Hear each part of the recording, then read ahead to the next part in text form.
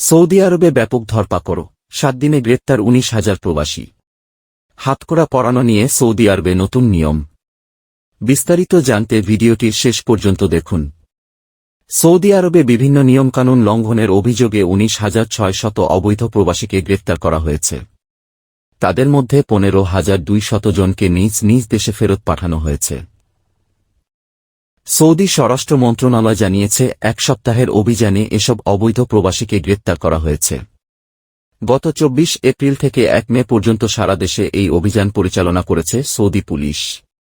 গ্রেপ্তারকৃতদের মধ্যে রয়েছেন সৌদি আবাসিক নিয়ম লঙ্ঘনের অভিযোগে 12,436 জন, সীমান্ত সুরক্ষা বিধি লঙ্ঘনের অভিযোগে 4,464 জন এবং শ্রম আইন লঙ্ঘনের অভিযোগে 2,762 জন।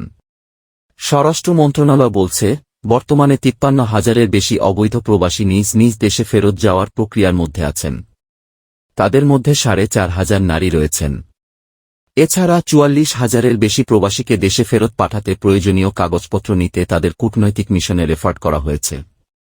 মধ্যপ্রাচ্যের অন্যতম প্রভাবশালী দেশ সৌদির মোট জনসংখ্যা 3,22 লাখ। তবে দেশটিতে বহু প্রবাসী বসবাস করেন।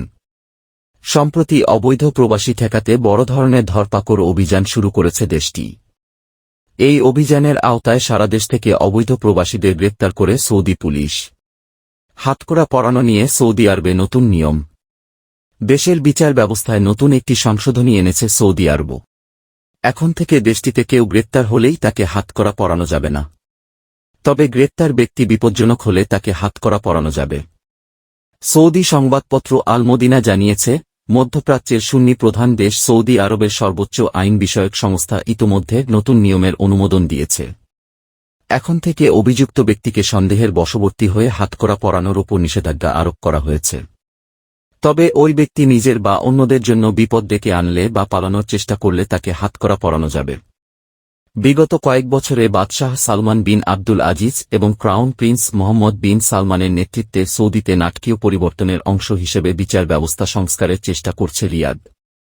2020 সালের এপ্রিলে সৌদি মানবাধিকার কমিশন ঘোষণা দেয় যে, অপ্রাপ্তবয়স্কদের মৃত্যুদণ্ড বাতিল করে একটি রাজকীয় আদেশ জারি করা হয়েছে।